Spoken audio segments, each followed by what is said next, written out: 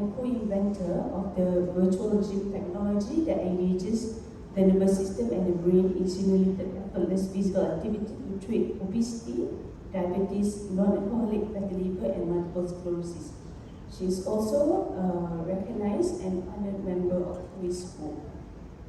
So we would like to invite Dr. Sofra for the first talk. Plenary talk, new methodologies for rejuvenation, skin disorder, and hair growth. Please welcome Dr. Sofra.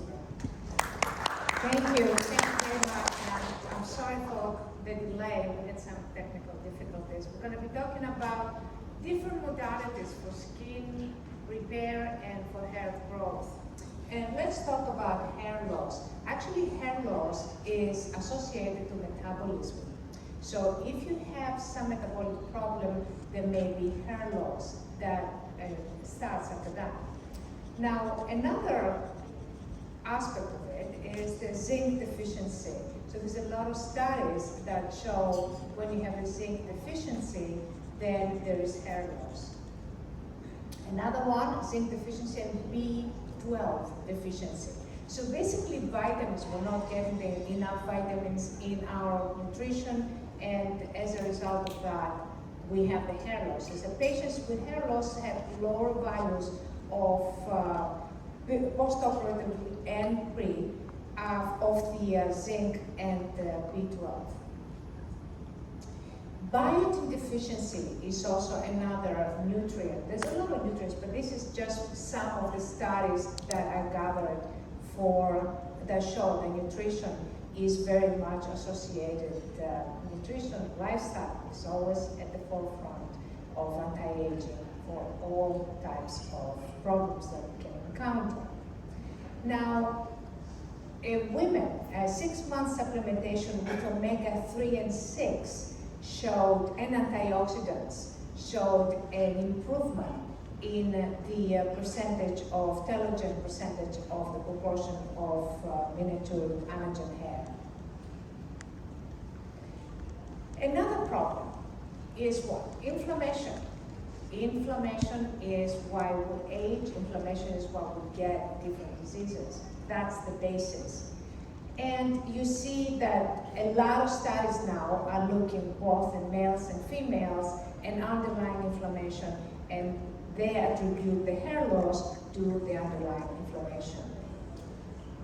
Association of inflammation with progression of hair loss in women with fibrosing and alopecia is also, there's a lot of studies, and all of them come down to the same two conclusions: metabolism, lack of nutritional elements, and inflammation.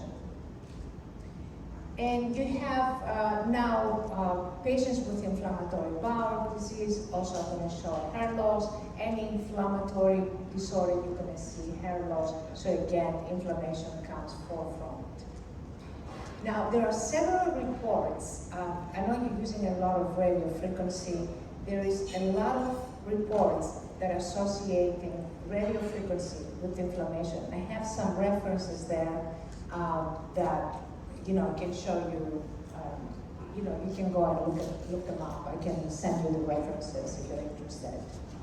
Now, is there a role of radio frequency for hair? Yes, there is. It's to extract hair, to get rid of unwanted hair. So you can use radio frequency. It's very useful in basically hair removal. And in that area, it's very good. However, I will cite some studies on radio frequency that they claim that they increased hair loss, and here is one of them. And you can see, can I have the pointer, please? Thanks. And you can see before and after. This is the before over here, and this is the after. Honestly, I don't see very much difference, but if you can see, and this is the before and the after, they do claim to have some difference there. I can see it. But, now, there is also fractional radio frequency, and they combine that with topical minoxidil and 5%. And one side had only the minoxidil, and and the other side had radio frequency and magnetic field. Well, the results did not seem to be that much different. So with only the microsteel, they had 44.12 plus or minus 21. Now that's very important because if you add that, you almost get to 66 or 73. And after that, they had 73 minus 25.45. So basically, there was some minimal, but not really significant. And when they combined the two, it was a little higher, basically. So, but not that much difference. Now, there is a lot of research on radio frequency and cancer. So that's another thing that you might want to consider. There is a lot of studies with exposure to radio frequency and cancer and human cancer. Now, there is a lot of studies with laser, especially the low-level laser, and a lot of them are done with animal models, but there is a review and it claims that there is a difference with low-level laser. However, none of the studies shows statistical significance. So they show, like clinical examples, but there is no statistical significance, and a lot of it is animal models. Stem cells. Stem cells are very useful for hair growth, actually, but it depends what stem cells you use. If you use adipose tissue stem cells, these are associated with cancers. Why? Because adipose tissue stem cells might not differentiate for hair, so they just sit there and they create tumors. You have to have the appropriate stem cells for the hair in order to kind of grow hair. Not any stem cell will do it. So that is a very important point to remember. But stem cells do work. And we conducted a clinical study with new technology from London University. And we had 3 or 4 treatments, and the results are after 1 month or after 3 months. I'll tell you this is just different books where we based the science. And this is some articles, published articles, more published articles.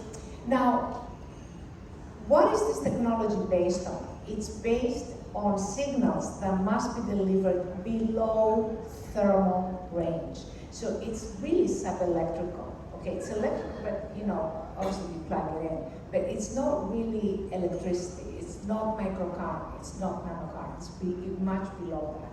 And there is a book published in 2008, and it shows that with those energies, the ion channels of the cells open up, which is very useful to be used for stem cells, because that's the problem with stem cells. They can get the ion channels blocked. And what it uses resonance. Now, this is what I want to show you. So this is a conformation of a protein. You see this is there, and this is here, and this is there, and this is here. So there is a response. When you do resonance, you can resonate, and you can see an actual response under the microscope of a protein that is involved. And this is basically the microscope that needs to be used to actually observe these things, because they're extremely tiny. This is a very interesting video. Do you see how the cells communicate? They seem to communicate like from the distance, as if they're psychic cells. They call them psychic cells. So there's no connection. I can play the video again so you can see it later on. What is resonance? Is basically, do you see, is an amplification of a signal. So through different waveforms, you have an amplification of a signal that increases. And how do you do these waveforms? This is a cluster of different waveforms. You put them together and then cluster around. There's different waves, like thousands and thousands of waveforms, and they are combined into this signal. That signal has an effect on proteins. It has an effect on cellular communications. And then you know, okay, I'm going to use this signal to repair the signals inside the body. This is what this technology is about. And this is how the signals are combined. You see, this is just 4 out of thousands and thousands of waveforms. They are put together, and you see how different they are to create a particular signal. This is just 4 out of 10,000, basically. And this research is now concentrated with Nobel Prizes, and the how I'm boiling an egg that you like, my friend Lina here, that can really help for cancer treatments, because basically you're refolding proteins. So both skin disorders and hair loss can be reversed by refolding proteins. And how do you do that? There is several techniques, and basically they use one of the techniques is plasma resonance, the one that we're using. And basically you can see a denatured protein that becomes folded. And this is what basically we're doing. And there's a measurement test called the second virial coefficient that you can actually measure whether the proteins are aggregated. That means no good, you know, because they're like garbage, basically. They're mixed up together, they're nothing. They don't do anything, they're dysfunctional. And when the proteins are aggregated, I think this is the answer to your question yesterday. The gentleman that just came, this is the answer to your questions. And this is one treatment. We only did the left side, and you can see it started immediately growing. It was very strange. And this is the first treatment, left side. Second treatment increased quite a bit. This is the third treatment, and this is the fourth treatment. And you can see he even grew hair on the crown, which is quite difficult. This is an older, before this newer version. This is after 3 months. The one that I showed you previously, that one is 1 month. This one is after 3 months. This is again after 3 months. After 3 months, and also after 3 months. So now let's talk about skin. Same problem, inflammation. Inflammation underlines hair loss, and it underlines skin problems, and underlines our aging as well. So inflammation is equal to aging, is equal to infections, is equal to disease. That is the key component. You reduce inflammation, you have a healthier body. Now, what is the reason for keloids? Why is it that the body produces too much collagen? You need to ask why that happens. Why? Because they're broken signaling pathways. The orders are not proper. So basically the body starts overproducing collagen. You have this huge, not huge, but quite pronounced keloid scar that is very unattractive. This is the result of dysregulated pathways, and it's also the result of the timing of the cells, the clocks of the cells. We're going to talk about that in a minute. So there has been some laser efficiency with wound keloids and hypertrophic scars. However, only 22 or 36% show a clear reduction. And some of them, they show a slight reduction, and some of them show no difference whatsoever. And the problem with lasers and other technologies is that keloids reoccur. So there's about 21 to 35% of keloids that reoccur, and the results are 34 to 24%, basically not that great. Now there is other research with ionic currents. This has produced some results. As you can see, there is a diminishing of the skin wound here and some healing. And these guys, Wandel and his colleagues, have a nanocurrent mechanism that they have treated diabetic wounds very successfully. And this is actually the histology, and you can see in the histology quite significant difference. And that's with nanocurrent. And what they're saying is that this stream of electrons that they infuse into the body, into the skin, they basically act as a mega antioxidant, because what electrons, and basically they go to the free radical that is missing some electrons, they replenish it, and the free radical has a time reversal process, which is very interesting, and becomes a stable molecule. So through this process, you basically reinstate the integrity of the cell. Now, their stem cells have been extremely useful in skin and in wound healing. However, again, you need to be careful. You have to use the right stem cells, because again, the adipose tissue, like we said, could be any stem cell that cannot differentiate. It's just going to sit there and create tumors.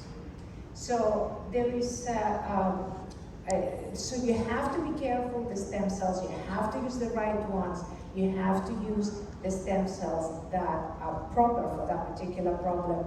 And because what is promising in vitro might be completely different in vivo. You know, you see it in the tube, fantastic results, you put it in the body, it does nothing. We had this with a nerve growth factor when I was doing my research in London University. This is a study that we did with Dr. Lambe. It's a published study, and this is all hair patients. The first one is a wound, and we use the same technology that I was discussing for the hair. And this is a wound repair. This is from liposuction. This was a necrotic wound, so this is very significant healing. And the other one is cancer wound after the operation. Again, the same concept. Basically, the electrons can enter, can open up ion channels at certain energies, and as the ion channels are open, then you can insert the signals that can form the resonance, that can repair the signal pathways, and basically reinstate the function. So it's a more sophisticated process than nanocurrent that just says that it kind of increases the antioxidant effect of the electrons, which also occurs here. So again, as you can see, look how they're communicating. These are cells, and they're communicating with other cells from the distance, as if without any connections. This is kind of quite astonishing. And this is the studies that we have done that are related to this field. This is another, this is a diabetic wound before and after 8 treatments. That's quite fast. And this is a scar after 10 treatments. Now, what is the problem? The problem is disruption of the signaling pathways, but also a disruption of the circadian rhythms that is followed by this kind of disruption in the signaling pathways. And this is the Nobel Prize 2017, that they looked at different timing of the different kind of proteins, and how if they can put a brake on these proteins, they can avoid a progression into cancer.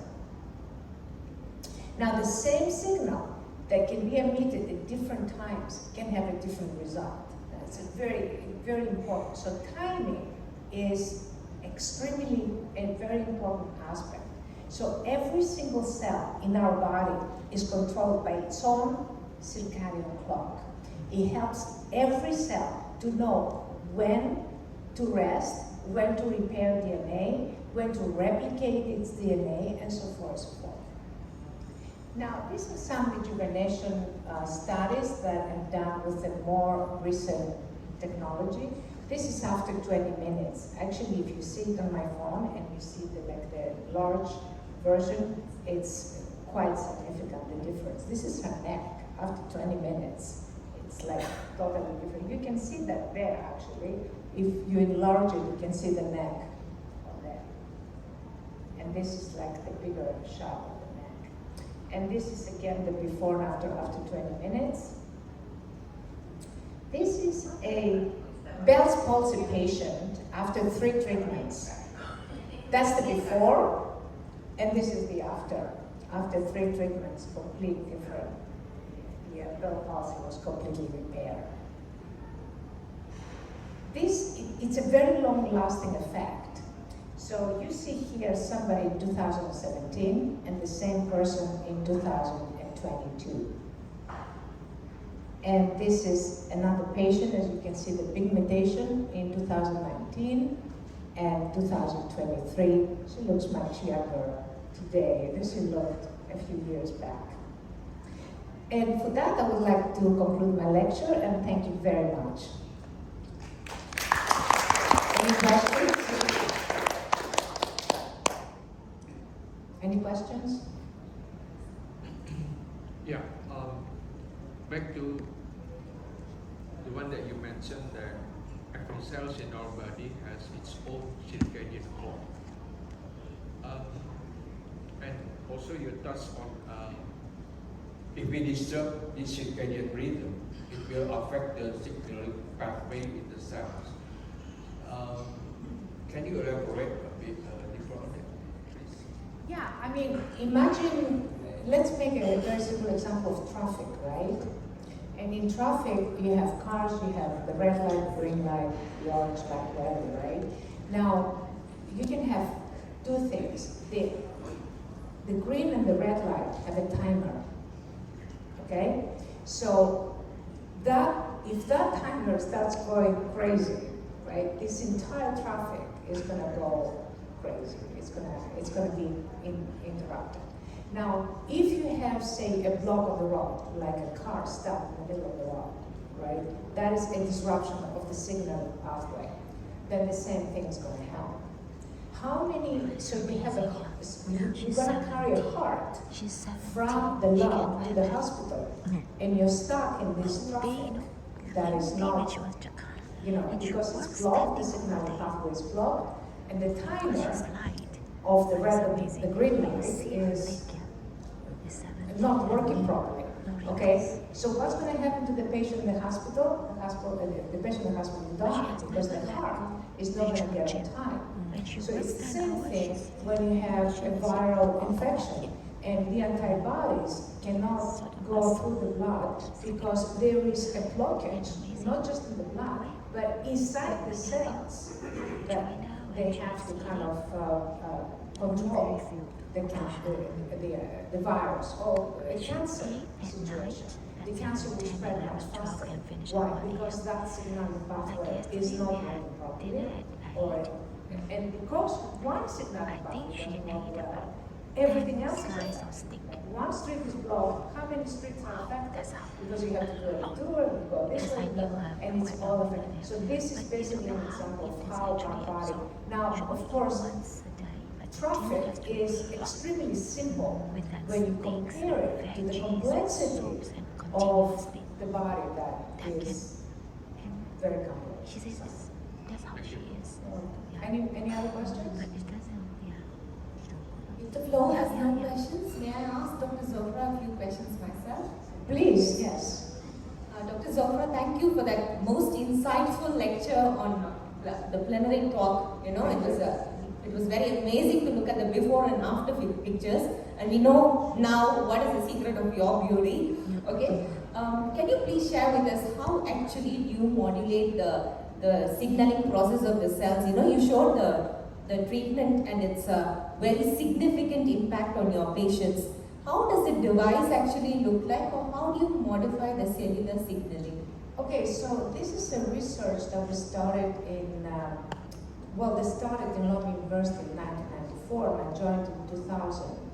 And the concept was based that if we want to communicate with the cell, we need to speak at the same volume, which has to be extremely, extremely minuscule, okay? For the longest time we did not have the technology, but basically what you want to do is, it's a device that we have kind of upgraded over many times, many years. And the way you create the device is you create these waveforms the way I showed, you put them all together. And then you test them on the cell. You see, like you saw under the microscope, how the cells are sort of energized and activated to communicate with each other. When you have waveforms and signals, we call it signals, that can have this effect, then you know that it will start having an effect on the body. And then, of course, you can start testing it clinically, and that's when you start testing the wounds and the hair repair and the skin repair, acne, it works on stretch marks, it works on a lot of different things. And you feel nothing when you have the device on. Why? Because its energy is below thermal. You're not supposed to, if you feel something, that means that the body is reacting. Feeling, sensation that we have is an alarm. And some alarm says this is a good thing coming in, and some alarm says this is a bad thing coming in, and that's the pain. So if the sensation is pleasant, that means it's a good thing coming in. If the sensation is unpleasant or noxious, then that means something is not. That your body does, it's an alarm, it's a negative alarm. So that's anything that causes pain is a negative alarm in the body. Thank you very much. And is there any frequency of treatment you recommend, or does the patient wear it all the time, or I mean, is it at their own volition? You know, they listen to it as much as possible. If they can use how often they can use the device, they can use it as long as they like, because it's basically compatible with the body. It's like No, what do you? How much of frequency? Like you said before, 3 treatments of Bell's palsy and all that for the pigmentation is generally, you know, anti-aging effects. What is the frequency in which you would recommend it? That depends on the individual. Some people have much better results much faster. And again, it depends on the level of inflammation. Metabolism, remember, we said metabolism, inflammation are basically very basic aspects of the body. If you got those down, then everything works faster. So it depends on their lifestyle, it depends if they're stressed out, if they drink, if they smoke, all kinds of things. Thank you very much. You're welcome.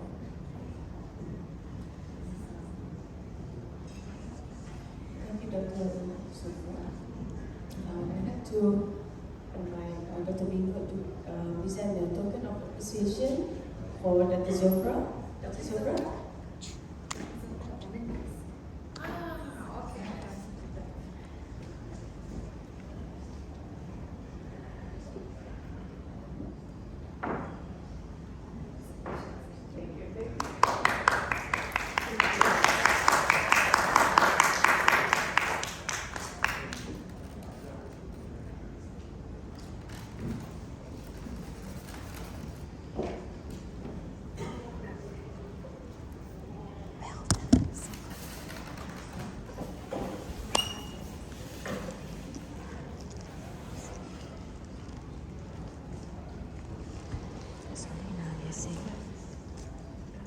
This is my skin.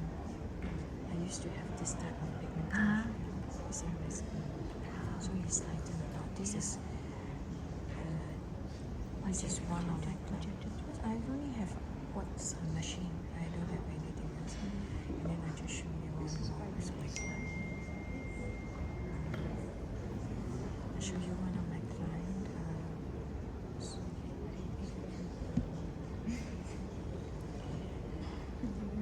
Just after full treatment, but of course with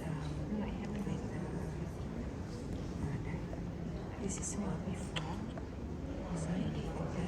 and then now it's still there, but it has lightened a lot. From here, you know, and just like that. And then drink water, vitamin C, antioxidant.